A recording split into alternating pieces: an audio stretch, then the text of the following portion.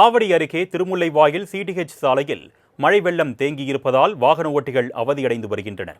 இதுகுறித்த கூடுதல் விவரங்களை எமது செய்தியாளர் விநாயகமூர்த்தி வழங்க நாம் கேட்கலாம்.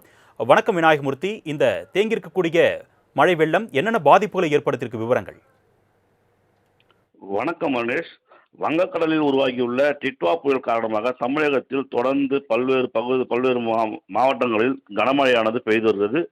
அதனைத் தொடர்ந்து திருவள்ளூர் மாவட்டத்திலும் பல்வேறு பகுதிகளில் விட்டு கனமழையும் மிதமான மழையும் பெய்து வரும் நிலையில் சென்னை ஒட்டியுள்ள ஆவடி அருகே திருமுல்வாயில் பகுதியில் சிடிஎஸ் சாலையில் முழங்கால அளவுக்கு தண்ணீரானது தேங்கியுள்ளது.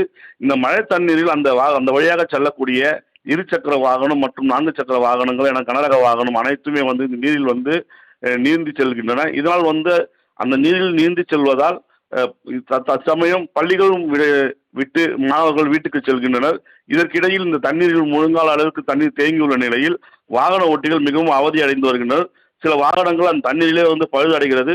தொடர்ந்து இந்த பகுதியில் இந்த மழை நீரானது ஒரு பக்கம் மட்டுமே சாலையில் தேங்கி உள்ளதால் இதனை உடனடியாக அப்புறப்படுத்த வேண்டும் எனவும் அந்த வழியாக செல்லக்கூடிய வாகன ஓட்டிகள் கூறி வருகின்றனர். தொடர்ந்து இந்த பகுதியில் ஆம்புலன்ஸ் மற்றும் அதிக மருத்துவத்திற்கு செல்லக்கூடிய வாகனங்களும் இந்த வழியாகத்தான் செல்ல வேண்டும். இதனால் தொடர்ச்சியாக இந்த சாலையில் முழங்கால அளவிற்கு தண்ணீர் தேங்கி உள்ளதால் உடனடியாக இந்த மாவட்ட நிர்வாகம் உடனே நடவடிக்கை எடுத்து தண்ணீர் தேங்காத அளவிற்கு நடவடிக்கை எடுக்க வேண்டும் என அப்பகுதி வாகன ஓட்டிகளும் மற்றும் பொதுமக்களும் குற்றம் சாட்டி வருகின்றனர்.